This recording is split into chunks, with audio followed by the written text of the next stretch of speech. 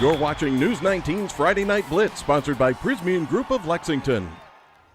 And welcome to the Friday Night Blitz. It is week 6, our game of the week, a battle of Lexington County arch rivals. River Bluff and Lexington squaring off at the Swamp, the home of the Gators. And here we go.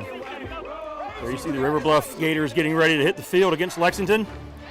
First quarter action, Hunter Shepard finds USC baseball commit Thomas Powell, and Powell turns on the Jets and sprints his way to a Gator touchdown. River Bluff up 7-0 early. Gator student section, they're rocking. Later in the first, Hunter drops back, but his pass is picked off by Tanner Johnson. And that is a pick 6 for Lexington. We know the Wildcats can play defense.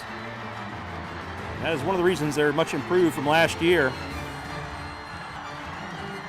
That makes the score 10-7. River Bluff still with a slim lead. Now check it out on the ensuing kickoff. Little razzle-dazzle. Powell throws it back to Apollos Cook. Looks like Apollos is going to be stopped, but check this out. He fights his way out of it. Cuts back. And once he gets momentum, good block there. And he will end up in the end zone for a touchdown. Crazy scenario. But Lexington would make a comeback in the second half, and they leave the Swamp with a 21-20 victory over the Gators. Dutch Fork on the road facing White Knoll. First-year head coach Nick Pelham spent the previous 5 seasons as Dutch Fork's defensive coordinator. Can Pelham get the better of his former boss? Well, Davin Patterson of Dutch Fork with a big run. The last-minute laterals to Jarvis Green, who was stopped in the red zone. Later, it's Green running it in for a touchdown. Huge first quarter for him. Dutch Fork with the early lead. More from the Silver Foxes. This is not a replay.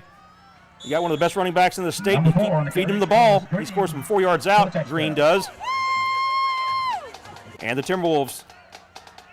The defense, they knew they were going to have to stop Green. He gets the pitch from Patterson, and he will reach for the pylon and score. Dutch Fork's unbeaten streak is now at 55. They win it by a final of 60-7. By the way, on one of their touchdowns, they took a knee so they could have 60 points on the board in honor of number 60. Dutch Fork offensive lineman Jack Alcatee, who obviously passed away in the preseason. Spring Valley at home hosting Rock Hill, and check out the new uniforms for the Vikings. You see the Nike swoosh. Now, the uniforms look good with that transfer into playing well, shall we say. DeQuandre Smith, the outstanding Spring Valley quarterback, gets loose, takes it in.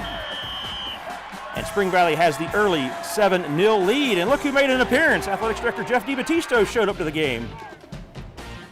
Rock Hill on offense.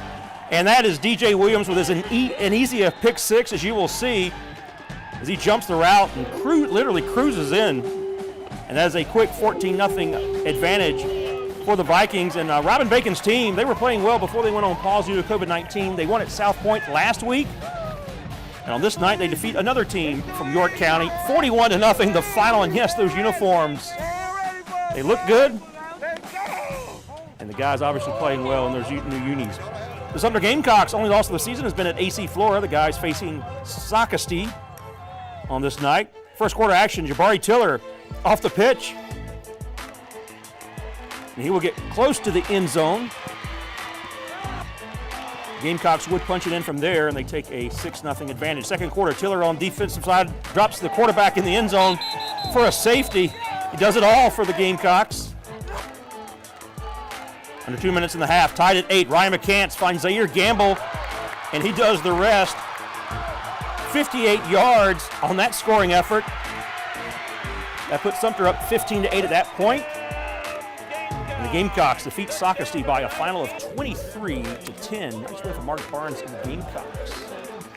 In the Skeezer ranks, Carl Newman hosting Ben Lippen. First half action.